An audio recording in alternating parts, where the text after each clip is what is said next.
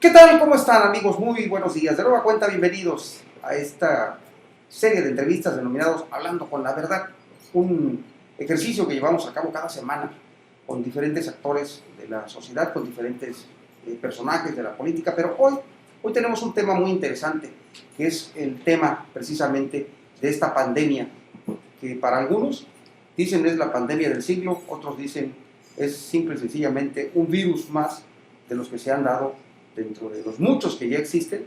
Sin embargo, ¿quién mejor que un epidemiólogo reconocido como lo es el doctor Tomás Contreras Castillo para platicar de este asunto? Tomás Castillo, para que nos hable de este asunto que realmente ¿qué es? ¿Un mito? ¿Una realidad? ¿Qué va a pasar y qué es lo que puede suceder en el futuro inmediato en esta situación? Doctor, ¿cómo está? Buenos días. Pues acá. Uno de los epidemiólogos más reconocidos de todo el estado, y yo creo que de la península de Yucatán, doctor, y por eso le interesa platicar con usted. ¿Qué está pasando con el tema del coronavirus? El tema del coronavirus es un tema muy interesante, pero además un tema de mucho reto. En mi opinión, el coronavirus se inserta en lo que hoy conocemos como la crisis civilizatoria, es decir, la multicrisis, el momento en donde el modo de producir, de distribuir y de consumir que hemos adoptado en este planeta está en crisis. Tenemos no solo el coronavirus es la gota que derramó el vaso, pero está la crisis financiera, la crisis económica, la ecológica, la hidrológica, la alimentaria, la energética, la moral, ¿no? Entonces, tenemos hoy la multicrisis. Los seres humanos estamos acostumbrados a vivir con las crisis, pero una a la vez. Hoy es todas las crisis a la vez. Por eso estamos hablando de una crisis civilizatoria que cuestiona la manera en que vivimos en el planeta y que pone en riesgo la supervivencia de la especie. Diríamos entonces, esta fue la gotita que derramó el vaso. Totalmente. Sí, así es la gota. ¿Qué viene? Aquí no hay otra.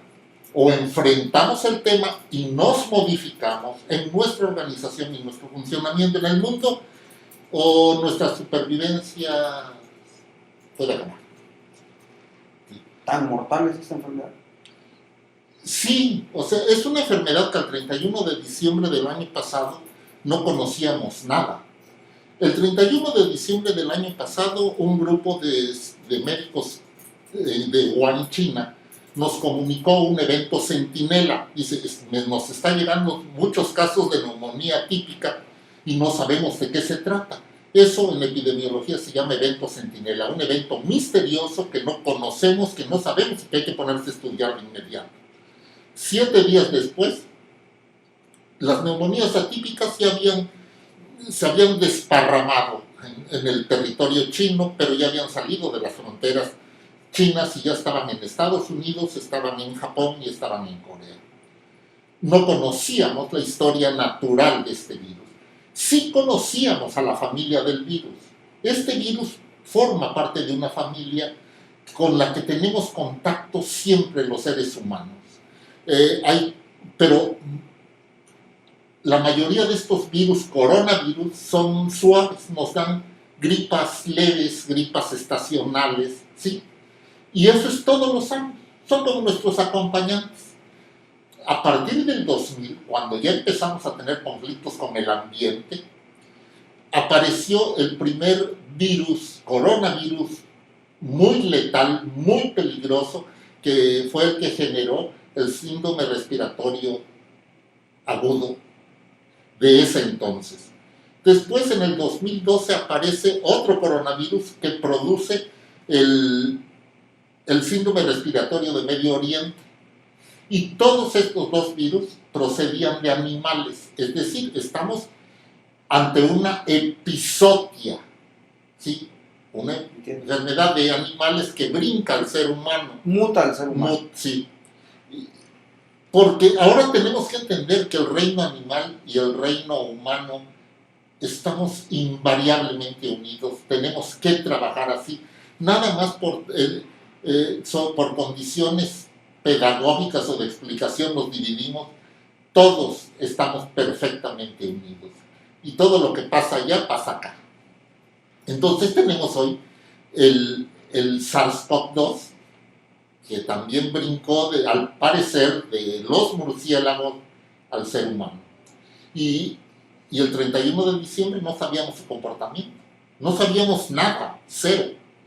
Hemos tenido que trabajar muy fuerte. Ahora podemos describir de que su manera de transmitir genera mucho reto y que nos obliga a modificar nuestra manera de ser. ¿Sí? Hoy tenemos que cambiar nuestros hábitos cotidianos, lavarme las manos cuantas veces sea necesario, mantener una sana distancia con todos los demás, aprender a tener higiene respiratoria, ¿sí? Y no andar de besucones como andamos los mexicanos. Claro, ¿no? claro. O sea, eso ya modifica mi perspectiva de la vida, ¿no? Pero enormemente.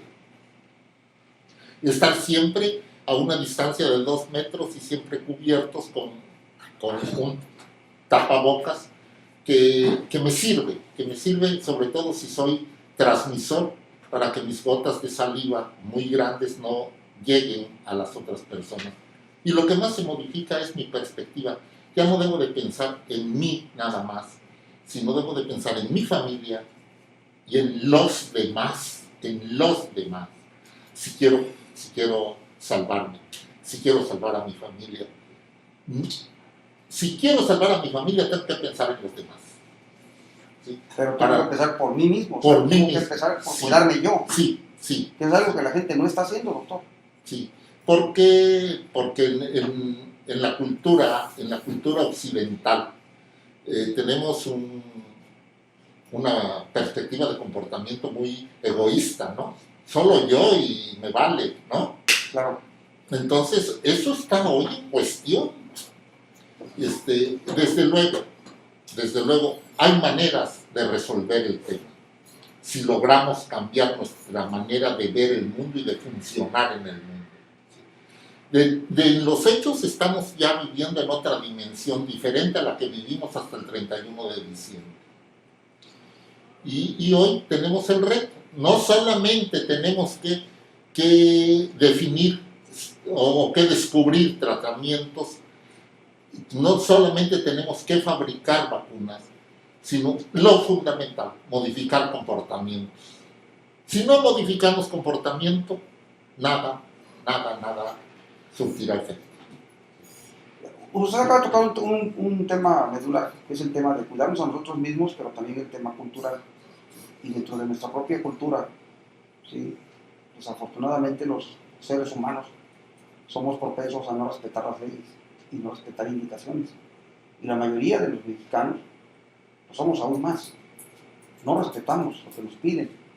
Les dicen no salgas de casa y andan buscando la forma de salirse de la casa. Les dices usa cubrebocas y andan buscando la forma de cómo evadir usar el cubrebocas. Sí. ¿Sí?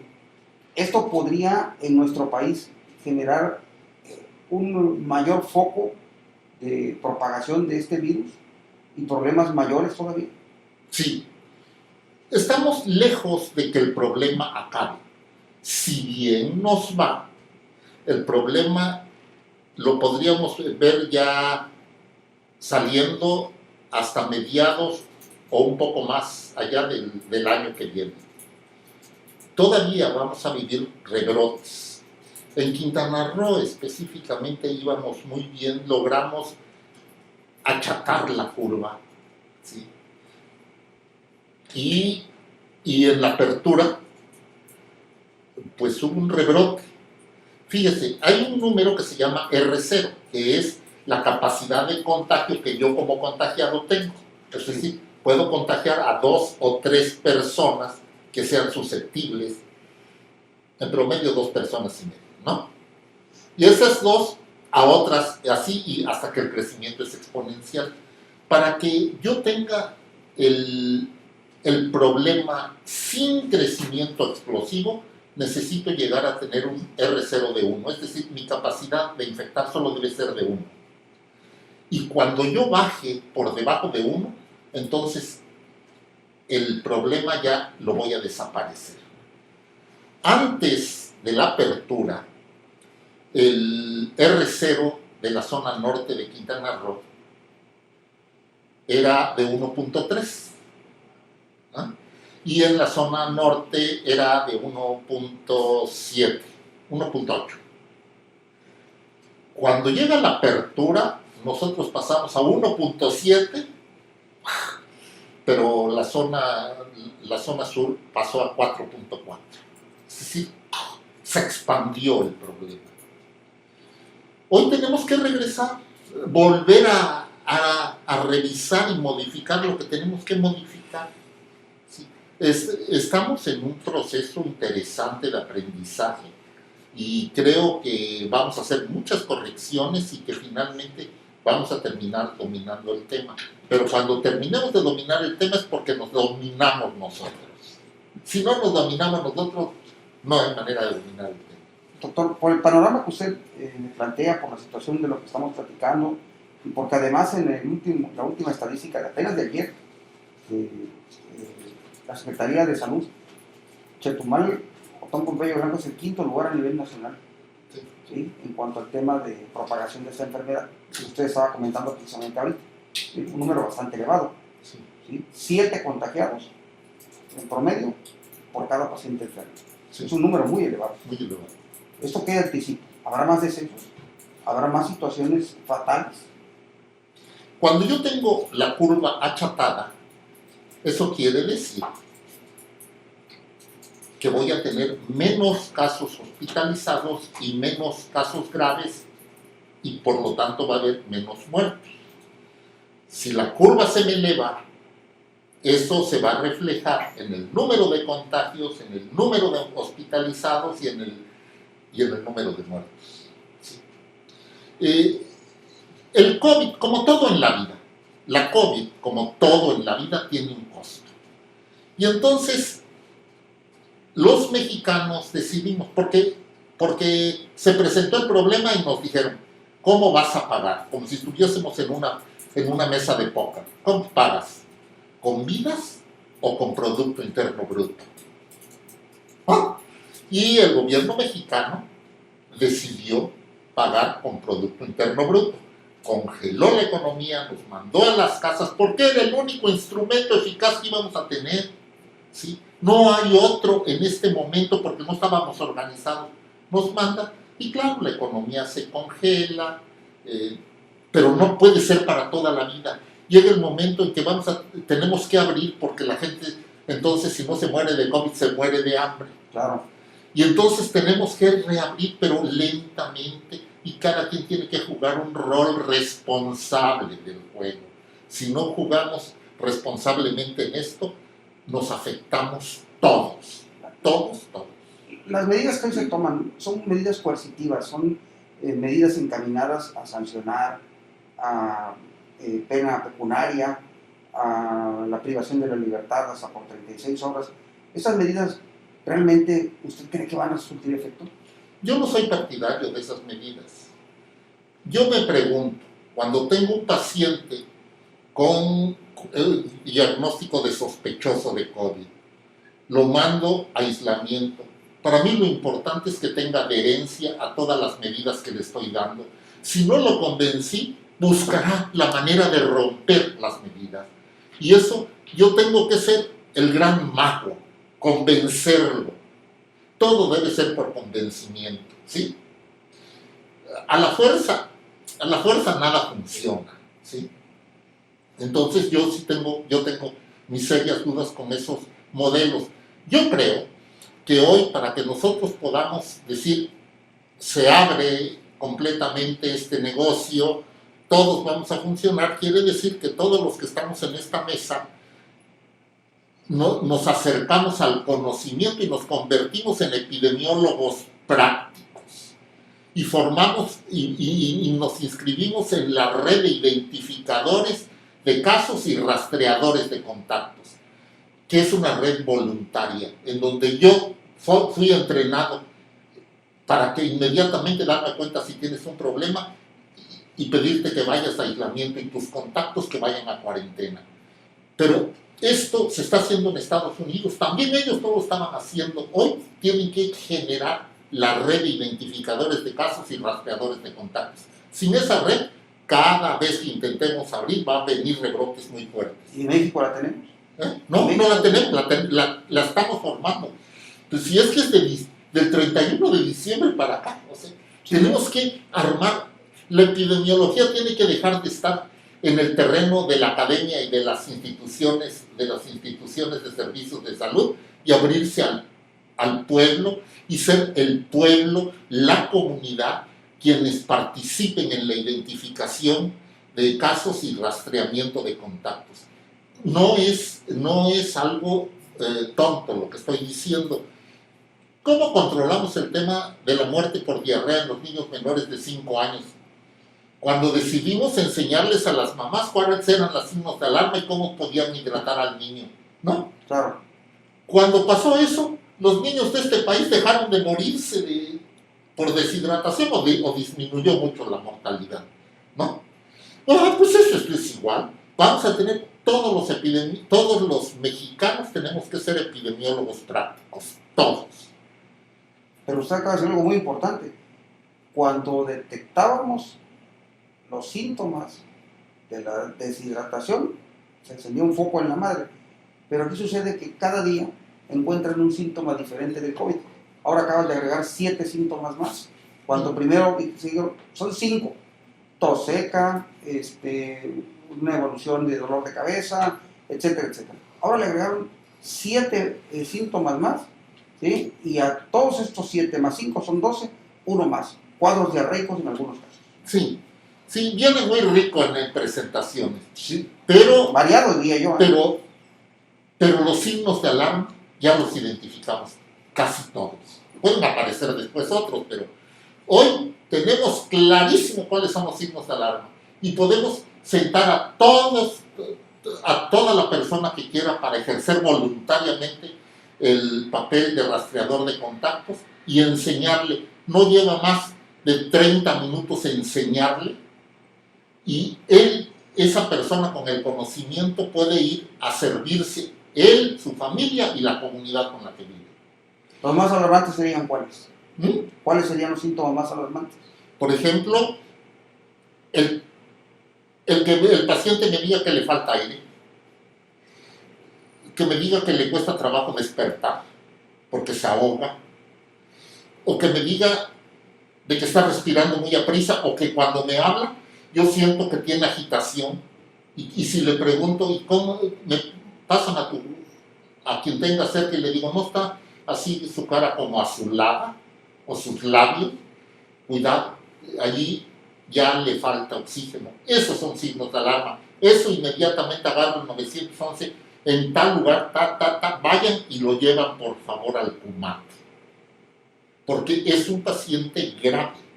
Esos signos es lo que tenemos que enseñarle a toda la gente.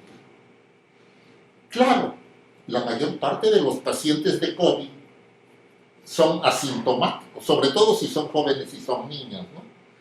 Y luego está otro segmento muy grande que son los de cuadro leve, que se despiertan con una calenturita de 38 grados, se toman su paracetamol y ya se sienten bien y se quieren ir a trabajar, o que tienen tos y dolor de cabeza. Pero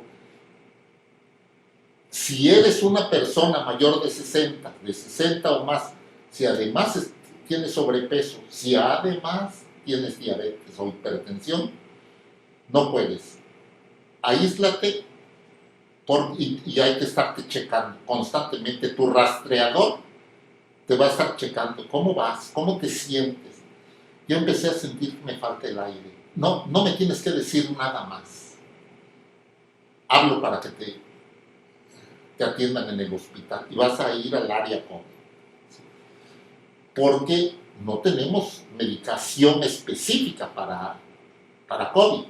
Tenemos medidas de soporte terapéutico en el hospital, pero todavía no hay tratamientos específicos y también no hay vacunas. A lo mejor va a haber, todo eso va a haber, pues, pero mientras hay que dar la batalla con todas las medidas preventivas. Es más, si algún día se llegara a definir un tratamiento, específico o surgiera la vacuna, si no cambiamos nuestra manera de ser, de poco va a servir. Y además hay todavía una fila de virus que están por entrar.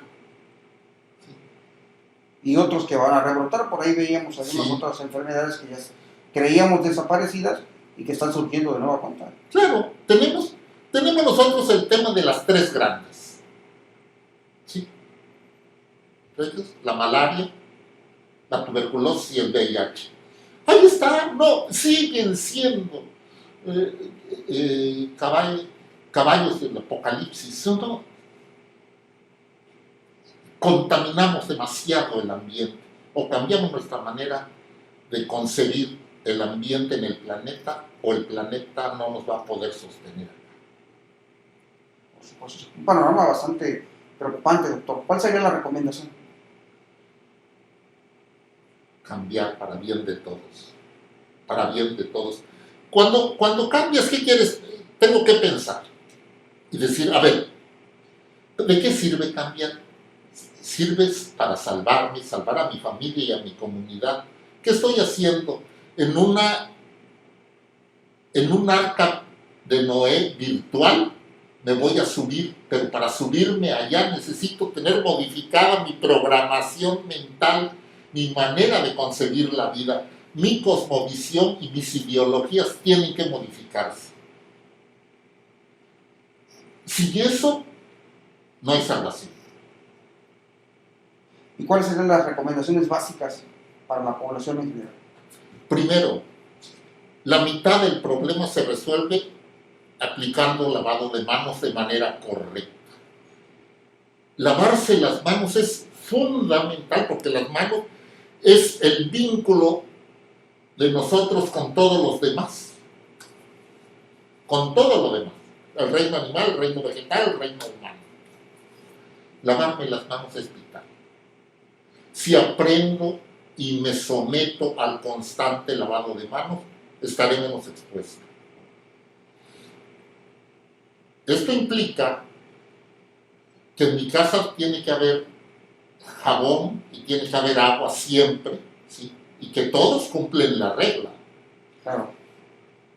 En los lugares públicos no solo es tener los contenedores de gel alcohol y de jabón, sino una bitácora donde voy viendo quién lo surte, cómo lo llena y todo, porque hay que lavarlo diario. Si no, se va a convertir en otra cosa, ¿no? Luego, ¿el virus puede permanecer en estos aparatos con los que estamos en contacto? No. El virus tiene, pero otras bacterias, otras cosas, todo sí. Puede contaminar. El tema es que tenemos que tener todo limpio, ¿sí? ¿Y por qué mata? Porque no mata. Estoy mal. No debo usar esos términos. El virus no es un ser vivo. ¿Ah? No es un ser vivo. Una analogía interesante es concebirlo como un USB. Ese USB tiene una salidita que se va a insertar en una computadora si fuera USB, porque solo así, solo es un receptor, o sea, es un almacén de información y ya. Pero si lo conecto en una computadora, va a poder jugar con la información de la computadora y la que él tiene, ¿sí? Pero es un USB, no es computadora. Bueno, pues también el virus no es un ser vivo. Tiene información genética y tiene una salidita que se llama proteína S, su piquito, que se va a insertar en las células de usted, que son su computadora. Su computadora debe de tener un puerto. Ese puerto se llama enzima convertidora de angiotensina 2. Ahí llega, se inserta y entra a la célula. Cuando entra a la célula, agarra la información de la célula, del RNA de la célula y empieza a replicarse, como si fuera un holograma. Replicarse. Y son cientos y miles de réplicas que puede lograr en 12 horas y puede finalmente destruir la célula. y agarrar otras células, ¿sí? Conquistar otras células. Por eso es que va muy rápido, ¿sí? Entonces, hay que tener mucho cuidado cuando hablamos de esto, pero este virus, este almacén de material genético, tiene una envoltura, ¿no? Como un USB. Claro. Esa envoltura es de proteína y grasa, lipoproteínas. Entonces, cuando nosotros usamos jabón, la grasa se diluye y desactivamos el virus. ¿Ah? Igual pasa con el alcohol. O sea, sí tiene vulnerabilidad el virus, pero yo debo de ser lo suficientemente insistente en no mantener los virus en mis manos, porque donde quiera que se posen mis manos pueden agarrar virus. Pues preocupante lo que nos está diciendo, porque además, tal cual, en la analogía que usted explica del USB, pues puede haber un troyano, y ese troyano Sí. entra al CPU y desaparece todo, borra la memoria por completo. ¿Sí? Esto pudiera ser si aparecen más cepas, más virulentas. Sí, entonces sí estaríamos en un problema. Hasta hoy, con la información científica que hay, parece ser que sí hay 2 cepas que están circulando. No toco el tema en profundidad porque se necesita hacer una revisión más cuidadosa del tema. Es decir, que no se estarían enfrentando los científicos a una sola cepa, sino serían 2. Sí. Eventualmente, uno de los 2 sería potencialmente más fatal que el otro. Cuando menos diferentes, ¿no? Sí.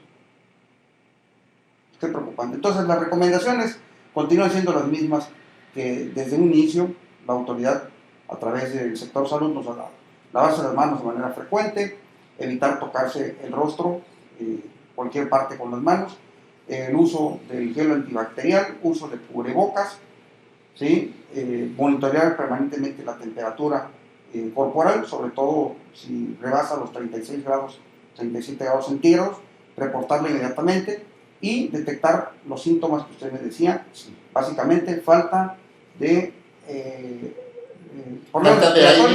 problemas respiratorios, Sí. dolor de cabeza, dolores Mi musculares. frecuencia respiratoria ya está a nivel de 24 respiraciones por minuto. Mi frecuencia cardíaca está en 120 o más. Y si tengo de estos nuevos aparatitos, los oxímetros de pulso que me pongo, Sí, ¿cómo no? si están en 94 o menos de 94, no lo piense, al hospital, ya. Ya no ande buscándole 3 pies al gato, ¿no? Por supuesto. Entonces es muy importante entonces el monitoreo, sobre todo del tema respiratorio, básicamente. Así es.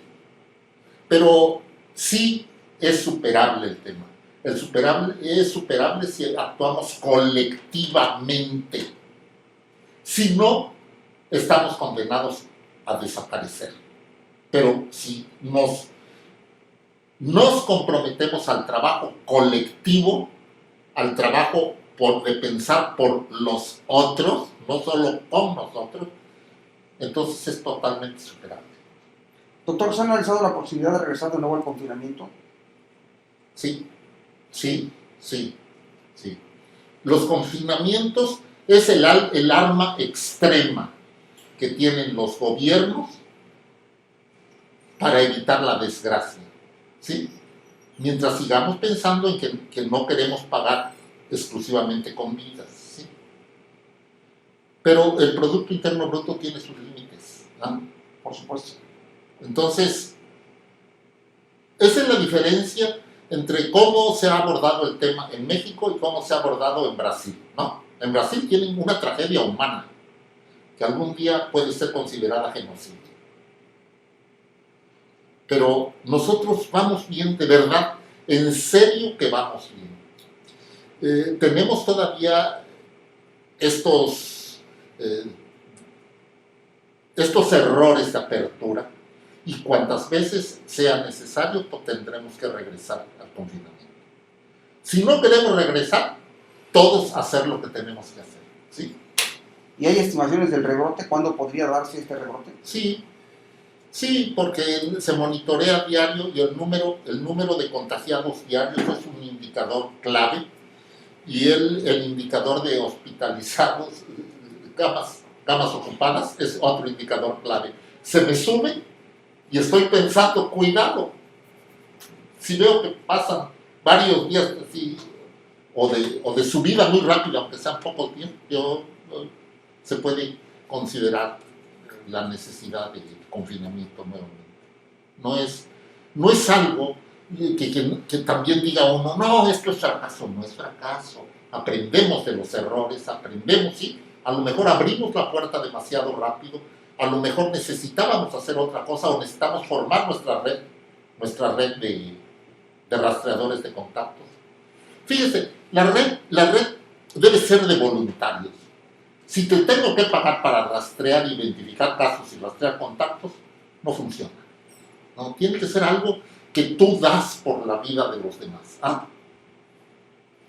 Y si tengo funcionando la red va a ser el costo menor. Hablemos en términos que manejan mucho en la cultura hebrea. El costo menor. Si yo llego, yo soy un identificador de casos y contactos que fui entrenado en una sesión de 2 horas. Yo llego y la señorita que tengo enfrente me dice, fíjese que me sentí mal en la noche, pero tomé paracetamol, tenía yo creo que un poco de calentura porque me sentía yo calenturada, tomé paracetamol, ya me siento bien, pero nada más me quedó un poquito de ardor en la garganta. No me tiene que decir más. En un contexto pandémico, te aíslo, te aíslas. Aislamiento quiere decir que vas a llegar a tu casa. Si vives con alguien, tú vas a estar en un cuarto, vas a usar un baño, no vas a salir del cuarto, te van a dejar la comida en la puerta del cuarto y tú la vas a tomar de allá, ¿sí? Y todos los que vivan contigo son contactos. Y los contactos no pueden salir de casa, aunque pueden estar en toda la casa, ¿sí? Pero ya identifiqué, digo, a ver, usted se va a aislamiento y todos los que estamos en esta mesa somos contactos cercanos, nos vamos de cuarentena 14 días. Si la compañera sigue manteniendo el cuadro leve, esa compañera va a estar 10 días en aislamiento, que son los días que puede estar contagiosa, ¿sí? Pero todos nosotros vamos a estar 14 días en cuarentena, que son los días en que puede surgir nuevamente la enfermedad en nosotros, ¿sí? Entonces, esto es un juego muy interesante y entonces puede ser que tú que eres el jefe acá me digas, oye, pero ya me descubriste un área de la empresa, es el costo menor. Si no hago eso, toda tu empresa en cuestión de horas se puede convertir en un espacio de hipercontagio y entonces vas a tener que cerrar la empresa. Totalmente. ¿No? Entonces es el costo menor. Así. Por eso necesitamos la red. Necesitamos crear muchos miles de rastreadores de contactos, porque de esta manera vamos a poder mantener abiertas las empresas, ¿sí? No completamente, es el costo menor. Por supuesto. ¿Cuáles serían las recomendaciones, doctor, ya para concluir? Que en cada empresa tiene que haber un identificador de casos y rastreadores de contactos. Si trabajan los 3 turnos, en los 3 turnos debe de haber. Y debe de haber un ejercicio colectivo de asumir el compromiso de luchar para romper la transmisión. Y mucha higiene, y empezando por el lavado de manos. El lavado de manos condiciona el 50% de la gravedad del tema. Bien. En conclusión, entonces, diríamos que vamos para largo en el tema COVID-19. 1, 2, es importante seguir las recomendaciones de las autoridades para evitar confinamientos, para evitar de nueva cuenta paralizar la economía y para evitar problemas mucho mayores. Así es. ¿Sí? Y lo más importante que usted nos estaba señalando ahorita, formar parte de esta red, ¿sí? Sumarse a esta red para poder identificar a los posibles portadores de la enfermedad, que por lo que nos dice también va para largo. Va para largo. Sí. Bueno. Doctor, pues como siempre agradecerle su gentileza por acompañarnos en esta entrevista. Igual. Y desde luego los datos que son muy importantes para la población y para la comunidad en general que nos está viendo a través de las redes sociales también y que nos acompañan, porque las redes sociales están llenas ahorita de información, de desinformación, de menjurjes, de test y de todo lo que usted no se puede imaginar y que bueno, también nos imaginamos, pero no hay hasta ahora ningún medicamento milagroso, ninguna vacuna. No se automedique, no se llene de medicamentos, no se automedique y evite las noticias falsas. Eso es lo más importante.